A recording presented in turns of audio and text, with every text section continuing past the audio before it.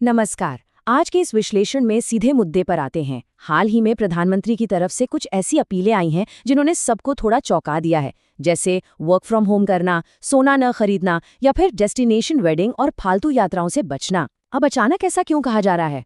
बयानों से आगे बढ़कर आज हम उन ग्लोबल और मैक्रो इकोनॉमिक फैक्ट्स को डिकोड करेंगे जो इसके पीछे की असली कहानी बताते हैं। क्या फिर से कोई लॉकडाउन लगने वाला है? सोशल मीडिया पर ये अफवाहें आग की तरह फैल रही हैं। वर्क फ्रॉम होम और अनावश्यक यात्रा न करें जैसी बातें सुनकर पुरानी दहशत वापस आ गई है। लेकिन क्या वाकई ऐसा कुछ है? चलिए असलियत समझते हैं। प्रधानमंत्री की इस अपील का सार बहुत साफ था। संसाधन बचाइए, 1 साल तक सोना मत खरीदिए, डेस्टिनेशन वेडिंग से बचिए और घर से काम कीजिए। लेकिन अर्थशास्त्रियों के मुताबिक इसका किसी फिजिकल लॉकडाउन से कोई लेना देना नहीं है, बल्कि यह देश के कीमती फॉरेन एक्सचेंज रिजर्व यानी विदेशी मुद्रा भंडार को बचाने के लिए एक वॉर टाइम जैसी इकोनॉमिक स्ट्रैटेजी की पुकार है। तो चलिए सबसे पहले बात करते हैं स्ट्रेट ऑफ हर्मुज और कच्चे तेल की। देखिए, दुनिया के व्यापार का एक बहुत बड़ा हिस्सा एक बेहद संकरी जगह पर टिका है, स्ट्रेट ऑफ हर्मुज। ईरान और यूएई ओमान के बीच सिर्फ 34-35 किलोमीटर का एक समुद्री रास्ता। सुनने में ये एक छोटी सी जगह लगती है, लेकिन पूरी दुनिया की 20 से 25% तेल आपूर्ति और हीलियम तथा अमोनिया जैसे बेहद अहम कच्चे माल का कंट्रोल इसी के पास है। और भारत के लिए ये जगह इतनी क्रिटिकल क्यों है? क्योंकि हमारे देश के कुल कच्चे तेल के आयात का भारी भरकम 85% हिस्सा, जी हाँ 85% हिस्सा इसी एक चौक पॉइंट से होकर गुजरता है। इसका सीधा सा मतलब ये है कि अगर वहाँ हल्की सी भी खलबली मची तो हमारी नेशनल इकोनॉमी पर बड़ा खतरा मंडराने लगता है। पिछले कुछ समय का घटनाक्रम देखेंगे तो तस्वीर एकदम साफ हो जाएगी। फरवरी 2026 में हुए यूएस इजरायल मिलिट्री ऑपरेशंस के तुरंत बाद ईरान ने इस स्ट्रेट को बंद कर दिया। नतीजा, ग्लोबल सप्लाई चेन बुरी तरह चरमरा गई और कच्चे तेल के दाम सीधे रॉकेट की तरह उछलकर $126 प्रति बैरल पर पहुंच गए। अब जरा इस नंबर पे गौर कीजिए, 1 लाख करोड़ रुपए। कुछ छोटी मोटी रकम नहीं है ये।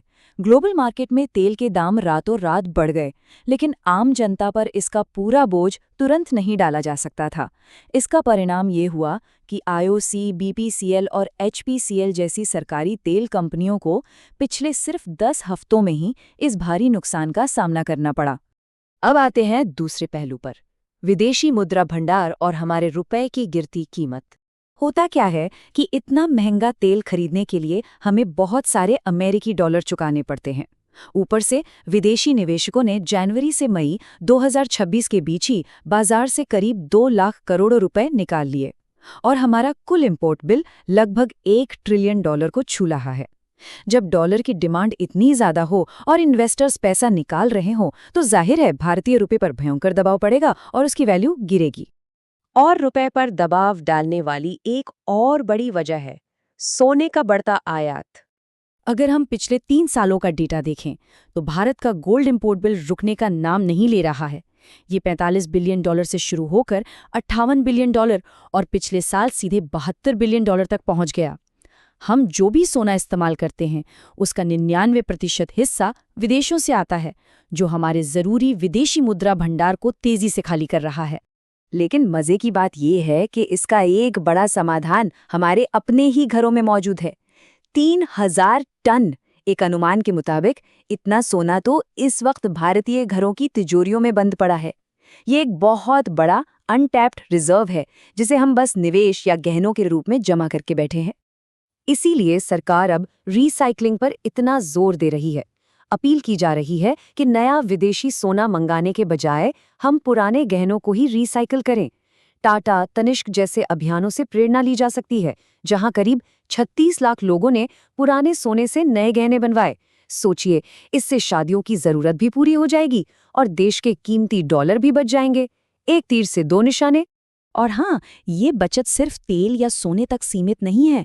हर साल हम $22 बिलियन का एडिबल ऑयल यानी खाने का तेल और $18 बिलियन के फर्टिलाइजर इंपोर्ट करते हैं। इसके उपाय के तौर पे अब लोकल सरसों का तेल या देसी घी इस्तेमाल करने और खेती में ऑर्गेनिक फार्मिंग की तरफ शिफ्ट होने की बात कही जा रही है, ताकि करोड़ों डॉलर्स को देश से बाहर जाने से रोका जा सके। चलिए अब अर्थव्यवस्था की जमीनी हकीकत को समझते हैं। यहाँ हमें 2 अलग अलग नजरिए देखने को मिलते हैं। एक तरफ वो लोग हैं जो इसे तुरंत राहत पाने का तरीका मानते हैं, जैसे कारपूलिंग करना, ईवी का इस्तेमाल, 1 साल तक सोना खरीदना और लोकल टूरिज्म को बढ़ावा देना। लेकिन दूसरी तरफ कुछ क्रिटिक्स लंबे समय से चली आ रही ढांचागत कमियों की ओर इशारा करते हैं।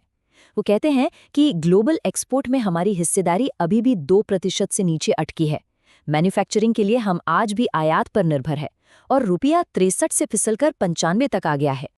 मेक इन इंडिया जैसी पहलों को लेकर भी आलोचकों के अपने तर्क हैं। उनका कहना है कि जो इलेक्ट्रॉनिक्स जैसे कि मोबाइल हम एक्सपोर्ट करते हैं, उनके भी 90% पार्ट्स तो बाहर से ही आते हैं।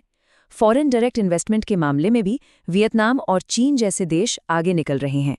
क्रिटिक्स का मानना है कि कमज़ोर इंफ्रास्ट्रक्चर और करप्शन की वजह से हम सही मायनों में आत्मनिर्भर नहीं बन पा रहे हैं और इसीलिए बाहर होने वाले किसी भी ग्लोबल झटके का सीधा असर हमारी अर्थव्यवस्था पर पड़ता है। वैसे यहाँ ये साफ कर देना जरूरी है कि इस मुश्किल दौर में भारत अकेला नहीं है। पूरी दुनिया परेशान है और कड़े कदम उठा रही है। चीन ने अपनी लोकल रिफाइनरीज के फ्यूल एक्सपोर्ट पर पाबंदी लगा दी है। ऑस्ट्रेलिया ने प्राइवेट गाड़ियों का इस्तेमाल घटाने के लिए पब्लिक ट्रांसपोर्ट को फ्री कर दिया है। फिलीपींस में तो नेशनल ट्रांसपोर्ट इमरजेंसी लग चुकी है और श्रीलंका तथा पाकिस्तान जैसे देशों में हालात इतने गंभीर हैं कि वहां राशनिंग और 4 दिवसीय वर्क वीक जैसी नौबत आ गई है। ये सारी स्थिति हमें एक बहुत ही कड़वे सच की तरफ ले जाती है।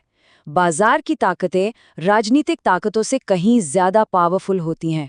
अंत में देश के अंदर जो कुछ भी घट रहा है वो असल में बाहर हो रही जियोपॉलिटिकल घटनाओं और ग्लोबल मार्केट के उतार चढ़ाव पर निर्भर करता है। चाहे जो भी घरेलू रणनीति बने, मार्केट के रियल डायनामिक्स अपना असर दिखा ही देते हैं। तो ये पूरा विश्लेषण हमें एक बहुत ही अहम सवाल के साथ छोड़ जाता है। क्या वाकई सिर्फ आम जनता की बचत और कुछ समय की कंजूसी से इतनी बड़ी अर्थव्यवस्था को संभाला जा सकता है, या फिर हमें इस संकट से हमेशा के लिए बाहर निकलने के लिए कुछ गहरे और स्थायी ढांचागत बदलाव करने ही होंगे? इस पर जरूर सोचिएगा। आज के इस विश्लेषण में शामिल होने के लिए बहुत बहुत धन्यवाद।